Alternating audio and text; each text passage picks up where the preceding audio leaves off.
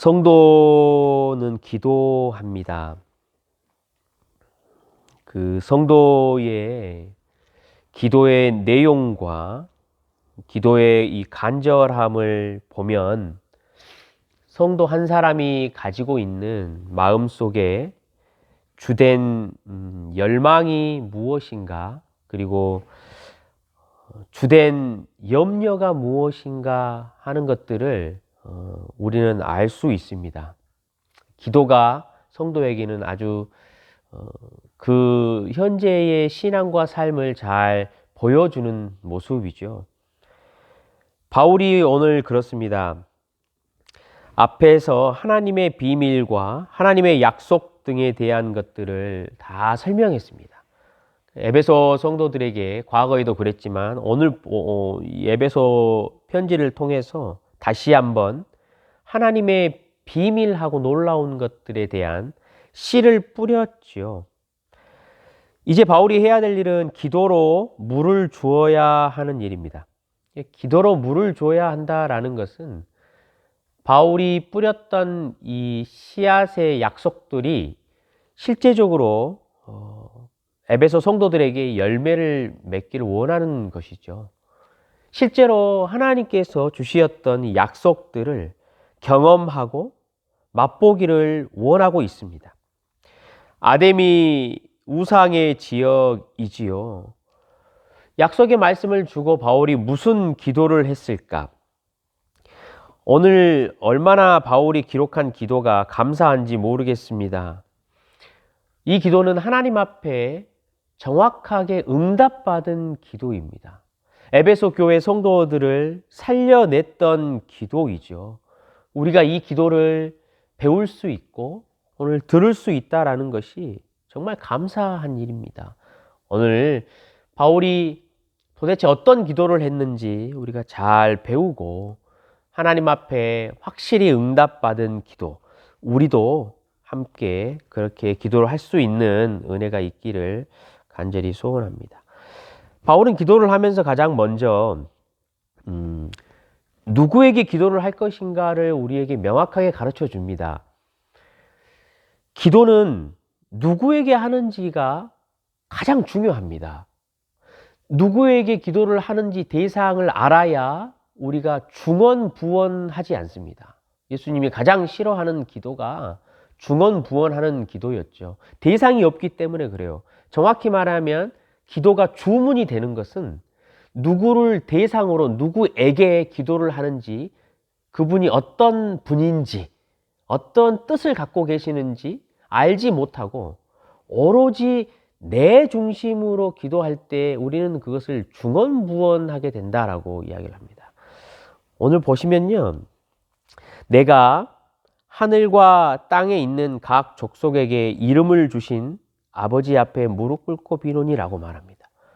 기도의 대상이 아버지입니다. 너무나 마음이 편안해지는 호칭이지요. 하나님이 우리 아버지라는 거예요. 우리가 기도할 때는요, 아버지에게 우리가 구하듯이, 혹은 아버지가 마음에 와닿지 않는다면 내 어머니에게 기도를 구하듯이 여러분 한다라는 거예요. 그런데 그 아버지를 뭐라고 표현했냐면요, 하늘과 땅에 있는 각 족속에게 이름을 주셨다라고 말해요. 이름을 주셨다라는 것은 우리가 잘 알듯이 언약 백성이에요. 아브라함을 아브라함으로 바꾸었고 야곱을 이스라엘로 바꾸었죠. 이름을 주셨다라는 것은요, 완전히 이들은 내 백성이다라는 거예요. 완전한 내 자녀라는 거예요. 내가 이들을 확실하게 보호하고 확실하게 책임지는 자이다 라고 말하는 거죠. 그 하나님이 이처럼 모든 하늘과 땅에 있는 족속에게 이름을 주셨어요. 약속을 하셨어요. 그래서 끝까지 내 아버지로서 보호하시는 분이시다라는 거예요.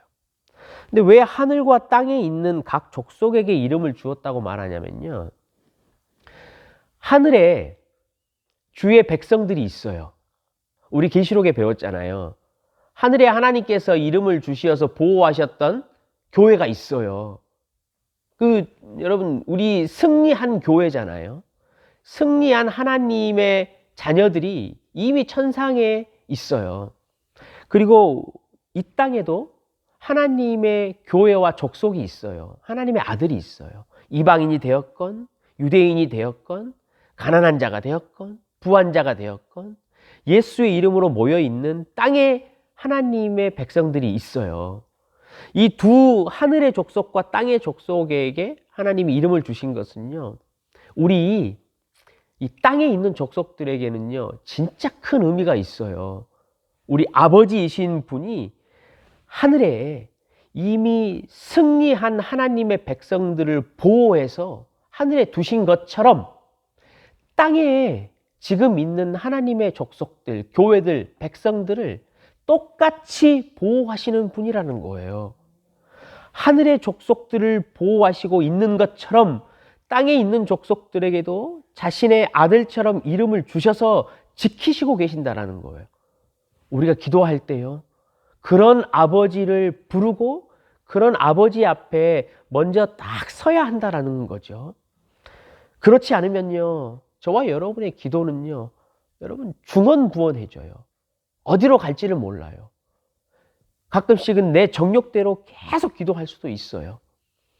그렇기 때문에 누구에게 내가 지금 기도를 하는가, 그것을 기도 시작할 때 가장 먼저 기억해야 합니다. 바울이 그러고 나서 자신의 열망이 무엇인지 기도를 합니다.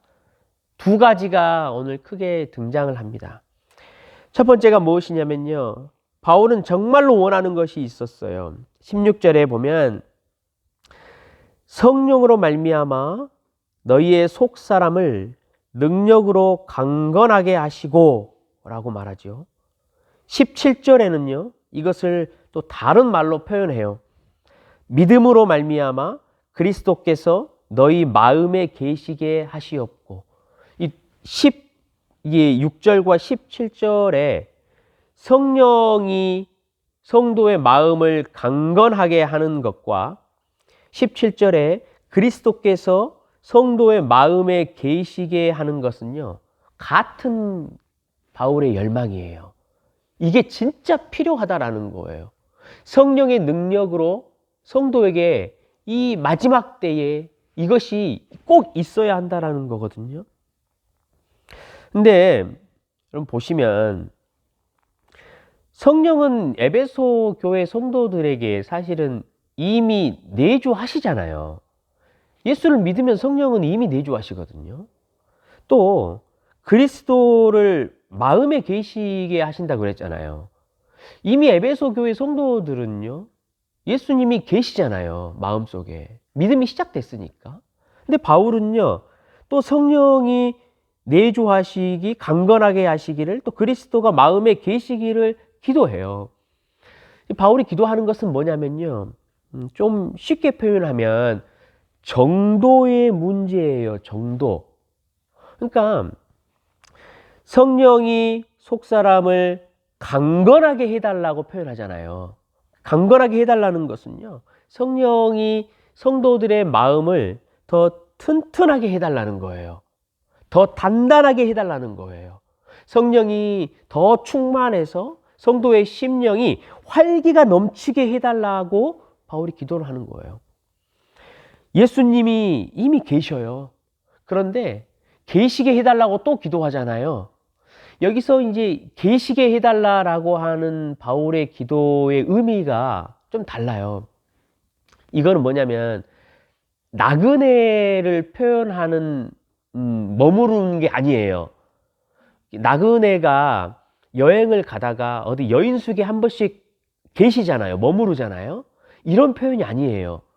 여기서 계시게 하라는 단어의 의미는요, 내 집에 내가 편안하게, 그래서 내 집의 살림을 내가 편안하게 사용하고 내 집을 다스리고 내 집 안에 딱 이렇게 떠나지 않고 머물러 있는 의미예요.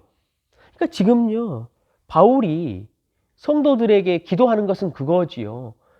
성령이 성도의 마음을 튼튼하게 활기차게 해주시고 예수 그리스도가 성도의 마음에서 나그네처럼 떠났다가 있는 것처럼 또 멀리 가셨다가 또 오시는 것처럼 하는 게 아니고 성도의 마음 속에 충만하게 그리스도로 차게 내 마음이 그리스도의 집이 되도록 그렇게 해달라고 기도를 하는 거죠. 바울은 마음의 중요성을 너무나 잘 알았어요. 우리 성경에 보면요. 결국은 성도의 신앙은 이 마음의 싸움이잖아요. 생명의 근원이 거기에 있다고 잠언서 4장에는 이야기할 정도로요. 이 마음이 정말로 중요해요. 성도에게 가장 격렬한 싸움이 일어나는 것도 이 마음이고, 그 전쟁터도 이 마음이고, 우상들을 만들어내는 공장도 이 마음이에요. 그래서 이 마음이 무너지면 성도는 다 무너져요. 성도 안에는요, 성령의 소욕과 육신의 소욕이 여전히 서로 지배하려고 전쟁을 치르고 있어요. 은혜와 죄의 법이 서로 성도의 마음을 차지하려고 계속해서 싸우고 있는 중이에요. 우리의 영혼과 육신의 삶과 죽음의 문제가 이 마음에서 일어나고 있다는 거예요. 여러분, 우리 육신의 삶도 마찬가지거든요. 모든 사람에게는요, 몸에 암의 인자가 있어요. 암이 없는 거 아니에요. 아무리 건강한 사람이라도요, 그 몸에 암에 대한 이 세포가 다 있어요. 그런데 어떤 사람이 아프고 어떤 사람이 아프지 않냐라는 차이가 뭐냐면 그 사람에게 건강한 세포와 건강한 면역이 얼마나 있느냐예요. 그러니까 건강한 면역이 있으면 몸에 암의 인자가 있을지라도 그것을 이겨내는 거예요. 그래서 건강하게 살아가는 거거든요. 이게 암 인자가 없는 게 아니에요. 성도들의 마음도 여러분 똑같아요. 죄의 유혹과 사단의 유혹과 육신의 정욕이 성도들의 마음에 없어지지 않아요. 항상 있어요. 그런데 중요한 것은 뭐냐면요. 은혜의 지배가 우리의 마음을 더 지배하고 하나님의 말씀이 우리를 더 지배하고 성령의 소욕이 나를 더 지배하잖아요. 그러면 우리 속에 있는 죄의 소욕과 욕심과 정욕이 그냥 지배를 당하고 있는 것뿐이에요.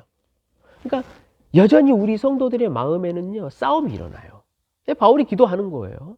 성령의 소욕이 우리 마음을 강하게 해주시기를, 그리스도가 우리 마음에 거하시기를.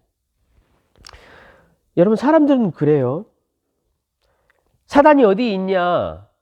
내가 왜 사단의 모양대로 살아가냐? 우리 성도들도 그렇게 말할 때가 있어요. 나는 사단의 모양으로 살아가지 않아. 나는 예수를 따르고 살지 사단을 따라 살지 않아 라고 말하거든요. 그런데요, 여러분, 우리 성도들도요, 사단의 방법으로 얼마든지 살아가요. 앞에 본문 2장 1절을 봐보세요. 사단의 모습으로 살아가는 게요, 다른 게 아니에요, 여러분. 이렇게 돼 있지요. 2장 1절에 세상 풍조를 따르고 공중의 권세 잡은 자를 따랐으니 곧 지금 불순종의 아들 가운데 역사하는 영이라. 공중의 권세를 잡은 자가 사단이잖아요. 공중의 권세를 잡은 자를 따라가는 게 어떤 삶이냐면요, 세상의 풍조를 따르는 삶이에요. 그러니까 저와 여러분이요, 이 안에 성령의 소욕과 은혜의 지배가 떨어지면 세상의 풍조를 따라가고 싶은 마음이 생겨요. 그 세상의 풍조를 따라가잖아요. 그것을 바울은 뭐라고 말하냐면 공중 권세를 잡은 자를 지금 따라가고 있다라고 표현을 하는 거예요.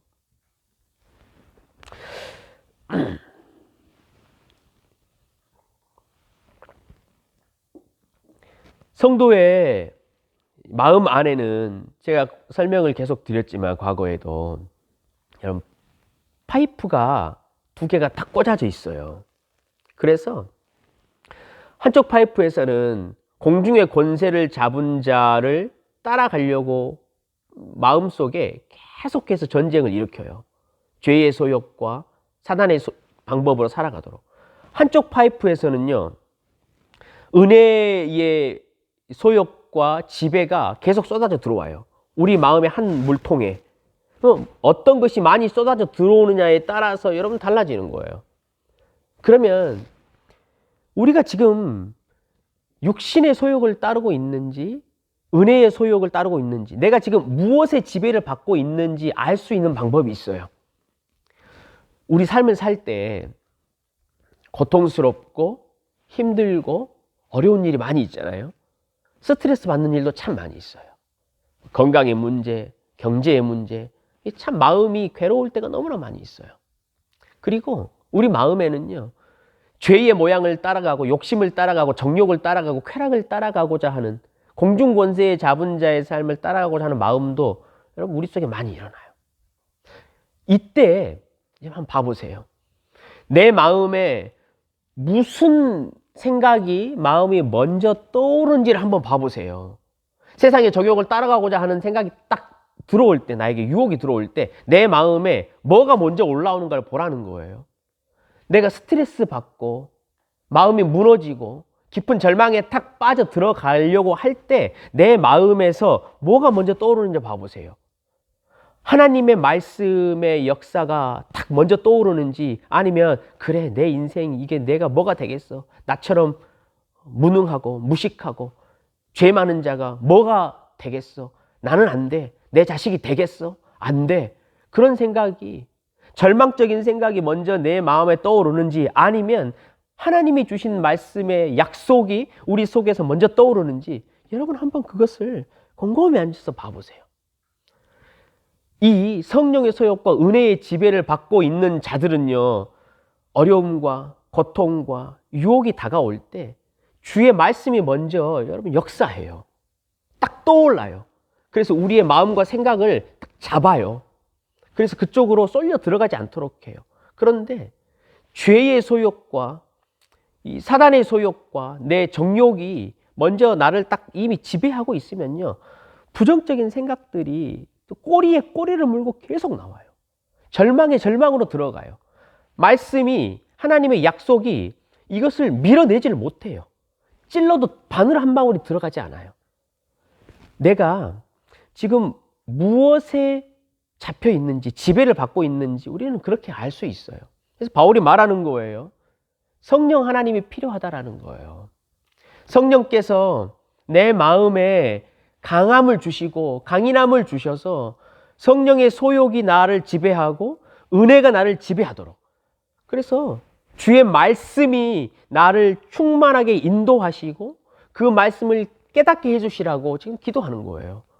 내 안에 주의 약속하신 말씀으로 항상 새로운 창조를 일으켜 달라라고 기도하는 거예요. 에베소 성도들이요, 얼마나 힘들었겠어요? 아데미 신상에 있는 그 시대를 살아가야 해요. 그 마음속이 온통 전쟁통이었어요. 역사하는 것은요, 성령께서 하시는 거예요. 주의 약속의 말씀으로 우리 성도들의 마음에 빛을 비추어 주어야 강건해진다라는 거죠. 그것을 기도하는 거예요.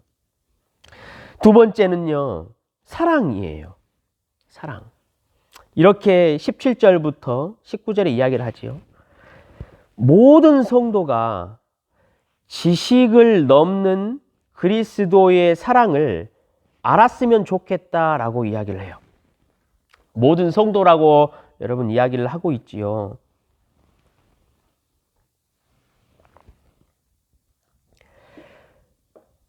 바울이 사랑할 수 있는 예수 그리스도의 사랑을 알도록 해달라고 기도하는 것은요, 앞선 우리의 마음을 지키게, 마음을 강건하게 해달라는 기도와 직결되어 있어요.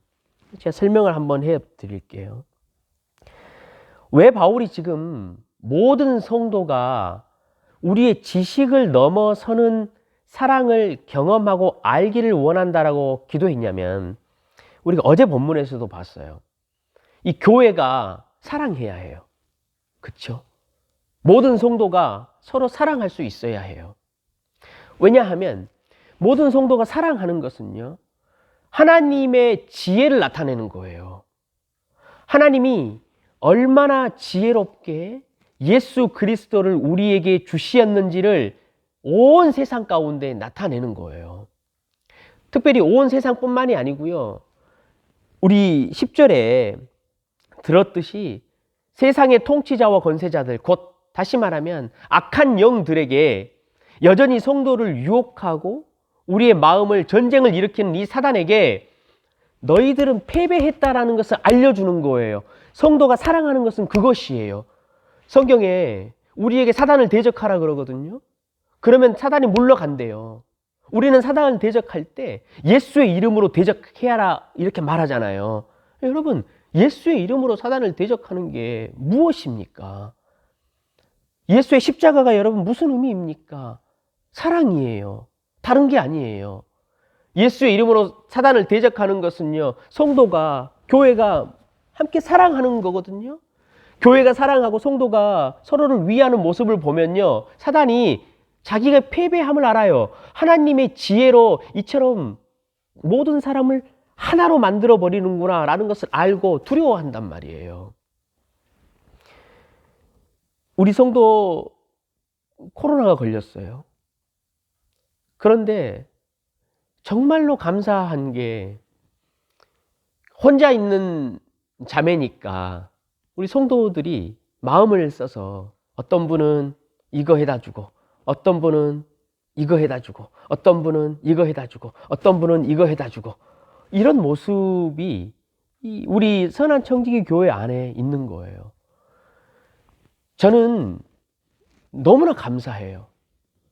너무나 마음이 기쁘고요. 이것보다 더 기쁜 일이 정말 없어요. 제 목회하는 가운데. 제가 이처럼 기쁘다면요, 하나님은 얼마나 기쁘시겠어요? 여러분, 예수님이 십자가에 죽으신 근본적인 이유와 목적, 하나님의 참된 지혜를 여러분 우리가 실천하는 거잖아요. 사단이 우리 선한 청지기 교회를 보고 아, 이 교회는 건들지 못하겠구나라고 우리가 한 방을 날린 거예요. 그 일을 하는 거거든요. 그래서 사도 바울이 이 사단하고 대적하고 마음의 사단의 욕심과 유혹과 정욕을 이기려면 서로 사랑을 하는 거예요. 모든 성도가 하나가 돼서 그 예수의 사랑을 맛보라는 거예요. 오늘 봐보시면요, 지식에 넘는 사랑이라고 표현을 해요. 다른 이유가 아니에요. 세상에서 맛볼 수 없는 거라는 거예요. 세상에서 한 번도 보지 못한 거라는 거예요. 경험하지 못한 거라는 거예요. 모든 성도가 이런 예수의 사랑을 알도록 기도하는 거예요. 저도 그게 간절한 기도 제목이에요. 정말로 소망이에요. 그 왜냐니까요, 여러분, 예수님의 이러한 사랑을 알고 있는 자들은요, 절대 망하지 않아요. 그것 때문에 그래요. 내가 예수님을 사랑하는 마음은요, 실패할 때가 너무나 많아요. 그렇잖아요. 사단이 유혹하고 여전히 우리의 마음이 전쟁통이기 때문에 내가 예수를 사랑하는 것은요, 새벽에는 하늘과 같이 높았다가 저녁에는 땅속 깊이 꺼져버리는 마음이 우리 마음이에요. 그런데 성도가 망하지 않는 때가 한 때가 있어요. 뭐냐면 예수님이 나를 얼마나 사랑하시는지를 아는 거예요. 내가 예수를 사랑하는 것은 실패할지라도 아, 저 예수님이 나를 사랑하고 계시는구나 라는 것을 아는 자는요, 절대 망하지 않아요. 제가 사역을 해오면서 참으로 많은 성도님들을 뵀는데 정말로 망하지 않고 결국은 뿌리를 내리고 열매를 맺고 땅에 터전을 갖추어서 건물을 세워 올리는 분들은요, 그거예요. 예수님이 나를 얼마나 사랑하고 계시는지 그것을 깨닫고 그것을 붙드는 분들이셨어요. 바울이 그것을 말하는 거예요. 여러분, 예수님의 사랑 잘 아시지요? 얼마나 넓습니까? 예수님의 사랑이 넓이와 길이와 높이와 깊이를 알래요. 우리 보고 그 정도를 알라는 거예요. 얼마나 넓으셨으면요, 이 땅에 존재하고 있는 이방인이든 유대인이든 병든 자든 가난한 자든 장애인이든 고층 빌딩에 살든 반지하에 살든 아무도 상관없이 그 넓은 사랑이 모든 사람들을 다 구원해내요. 다 은혜를 베푸시는 거예요. 예수님의 사랑이 여러분 얼마나 긴가를 한번 보세요. 우리 인생의 사랑은요, 우리 부모와 자식 간의 사랑도요, 길어봐야 70년, 아니 50년, 40년 밖에 되지 않아요. 그러나 예수님의 사랑은요, 창세 전부터예요. 영원 전부터 영원까지 시간이 없을 정도로 길어요. 우리에게 그렇게 사랑을 베푸시는 분이에요. 그분의 사랑은요, 너무나 높아요. 우리가 마음이 그처럼 교만해져 가지고 저 공중에 하늘 높은지도 모르고 높이 솟아서 어깨가 올라가고 고개가 쳐들어졌어도요, 하나님은 그런 자들에게도 오셔가지고 그 높은 사랑으로 우리를 찾아내시는 거예요. 여러분, 예수님의 사랑이 얼마나 깊은지를 한번 보세요. 이 레바논의 백향목처럼요, 뿌리가 깊어요. 너무나 깊어서 그 어떤 것에도 흔들리지 않아요. 저와 여러분이요, 아무리 깊은 절망 가운데 들어가 있어도요, 예수님은 그것을 우리를 끌어내시는 분이에요. 이 사랑을 알라라는 거예요. 이 사랑만 알고 있으면 너희가 사단의 유혹을 받든 아데미 지역에 살고 있든 된다라는 거예요. 성도 여러분, 그렇게 기도하십시오. 여러분 자녀들에게, 또 여러분 남편, 여러분 아내, 여러분 이웃들에게 이 사랑을 알고 있는지 확인시켜 주세요. 기도해 주세요. 예수님이 너를 사랑하는 거 아시지? 예수님이 당신 사랑하고 있는 거 알지요? 여러분, 그렇게 계속해서 확인시켜 줘야 해요. 그것을 기도해 줘야 한다라는 거지요. 그리고 이제 여러분 기도를 마쳐요. 기도를 마칠 때도 굉장히 중요해요. 특히 중요한 건 뭐냐면요, 우리가 기도를 마칠 때 마음에 한 가지를 반드시 확신하고 아멘으로 마쳐야 해요. 여러분 반드시 확신하셔야 해요. 그게 뭐냐면요, 마지막 이제 20절 21절이에요. 거기 보면 이렇게 나오지요. 내가 하나님께 기도를 드리고요, 구하거나 생각하는 모든 것에 더 넘치게 우리 하나님은 하신다라는 거예요. 그것을 확신하시라는 거예요. 하나님은 그렇게 약속하셨으니까. 그 다음에 또 확신할 게 있어요. 그 능력이 우리 가운데 이미 역사하고 있다라는 것을 확신하라는 거예요. 그 마음으로 아버지께 기도하라는 거예요. 마지막으로 확신해야 될 게 있어요. 그게 뭐냐면 내 기도에 응답하시는 것, 내 기도의 모든 것을 통해서 하나님이 영광 받으셔야 한다라는 것. 이 확신을 가지고 여러분 기도를 마치시는 그런 저와 여러분 되시기를 부탁드립니다. 기도는요, 여러분 이론이 아니에요. 오늘 우리가 들은 것은 하나님 나라의 기도의 이론이 아니고 우리에게 기도를 하라 하시는 거예요.